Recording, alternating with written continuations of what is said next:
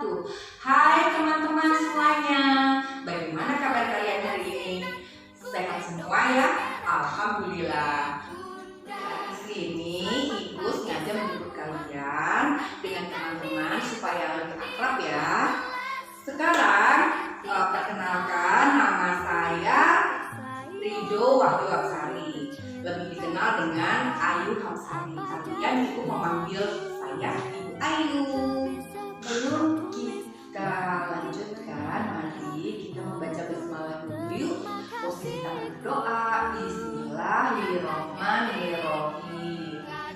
Nah teman-teman, siapa di antara kalian yang menonton video pembelajaran ini belum mandi? Ayo tunjuk tangan. Wah, sudah pada mandi ternyata. Pantesan wanginya sampai ke sini. Tapi supaya lebih segar, kita tutup mandi dulu yuk. Tepuk mandi. Ambil gayung, ambil air. Biur, segar. Sudah lebih segar ya teman-teman semuanya. Nah, kalau sudah lebih segar, mari kita masuk ke materi kita selanjutnya. Materi kita selanjutnya yaitu tentang tema 6, subtema 2, pembelajaran ke-1 tentang aku dan cita-citaku. Ibu Ayu mau bertanya nih, siapa di antara kalian yang memiliki cita-cita? Pasti banyak sekali, semuanya memiliki cita-cita. Coba Ibu Ayu pengen dengar dari kalian semua, cita-citanya mau pada jadi apa sih? Wah, banyak sekali. Ada yang mau jadi polisi, tentara, guru, juga dokter, dan lain sebagainya. Nah, tetapi apakah kalian tahu cita-cita itu apa sih? Tidak ada yang tahu. Kalau tidak tahu, Ibu Ayu beritahu ya. Cita-cita itu adalah sebuah impian atau harapan yang nantinya akan menentukan kalian akan menjadi apa. Nah, kali ini Bu Ayu akan bertanya kembali. Tadi yang bercita-cita menjadi dokter hewan, apakah kalian tahu dokter hewan itu tugas utamanya apa sih? Wah, kalian pintar sekali, betul sekali. Dokter hewan itu tugas utamanya adalah melayani hewan-hewan peliharaan atau hewan-hewan yang ada di kebun binatang ketika mengalami sakit. Nah, ngomong-ngomong soal hewan, Ibu Ayu akan menjelaskan tentang pertumbuhan hewan. Hewan-hewan itu dalam pertumbuhannya mengalami siklus atau daur hidup hewan yang berbeda-beda. Untuk lebih jelasnya, mari kita lihat penjelasan Ibu Ayu di PowerPoint berikut ini.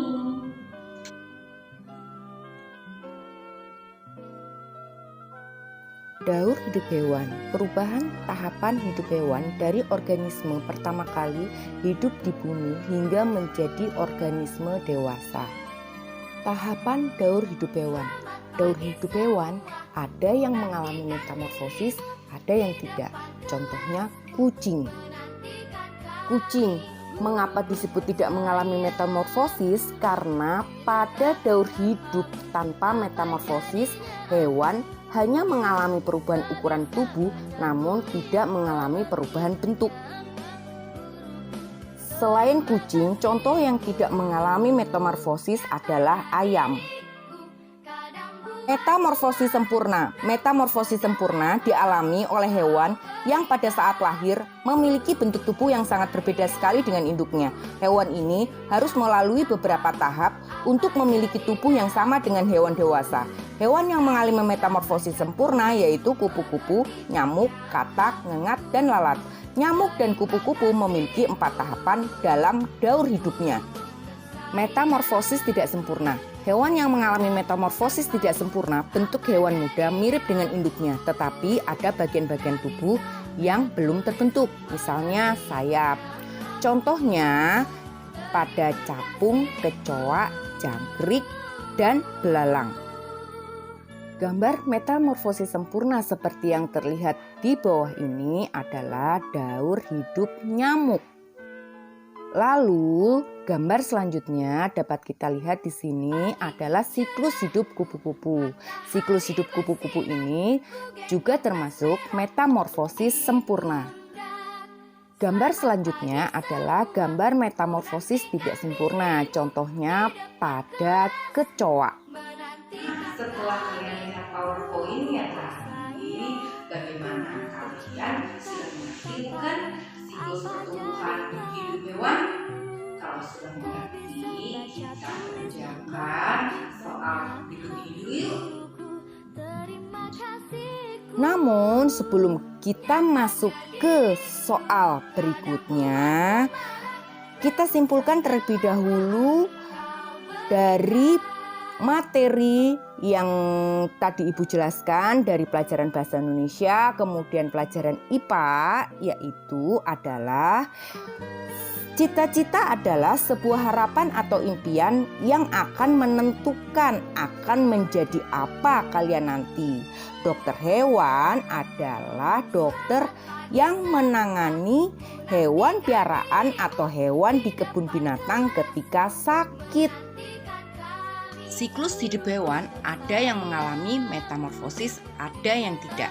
Metamorfosis terbagi menjadi dua, yaitu metamorfosis sempurna, contohnya pada kupu-kupu dan nyamuk, dan yang tidak sempurna pada kecoa. Hewan yang tidak mengalami metamorfosis, contohnya adalah kucing dan ayam. Setelah melihat kesimpulan tadi, yuk mari kita kerjakan tugas berikut ini.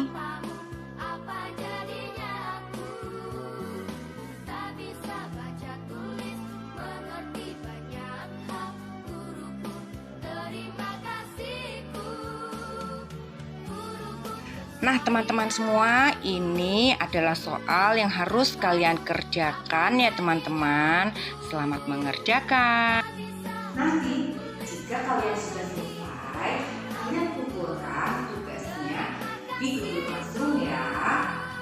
Dan Ibu tunggu jawabannya sampai jam 4 sore nanti. Sebelum kita mengakhiri pembelajaran hari ini, yuk mari kita tutup dengan membaca Alhamdulillahirabbil alamin. Terima kasih. Wassalamualaikum warahmatullahi wabarakatuh.